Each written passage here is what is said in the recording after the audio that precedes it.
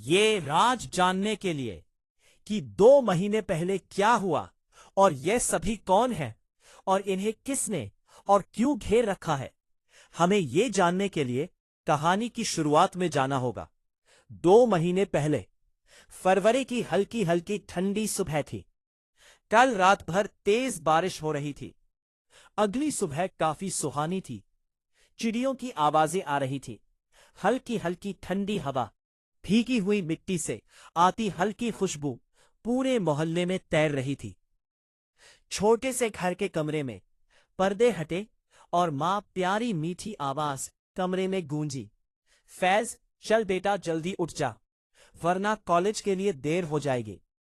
बिस्तर पर फैज आलसी की तरह आधी नींद में बड़बड़ाया, बस थोड़ी देर और सोने दो, अभी 5 मिनट में उठ जाऊंगा।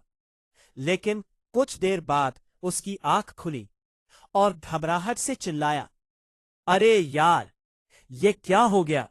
मैं तो बस 5 मिनट के लिए सोया था। इतना लेट कैसे हो गया? घबराता हुआ फैज जल्दी जल्दी तैयार हुआ।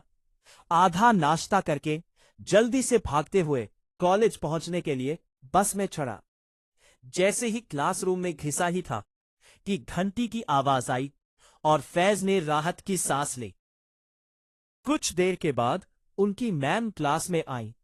चेहरे पर हल्की मुस्कान थी, लेकिन आवाज में सख्ती, और वो सभी बच्चों से बोली, आज से 10 दिन बाद आप सभी के एग्जाम शुरू हो जाएंगे। मैं उम्मीद करती हूं आप सभी की तैयारी अच्छी चल रही होगी। आज की फिजिक्स क्लास बहुत जरूरी क्लास है, तो आज आप सभी अच्छे से पढ़ना। इतनी बात कहने के बाद मैम ने पढ़ाना शुरू कर दिया। क्लास शुरू हो गई। सब कुछ रोज की ही तरह चल रहा था।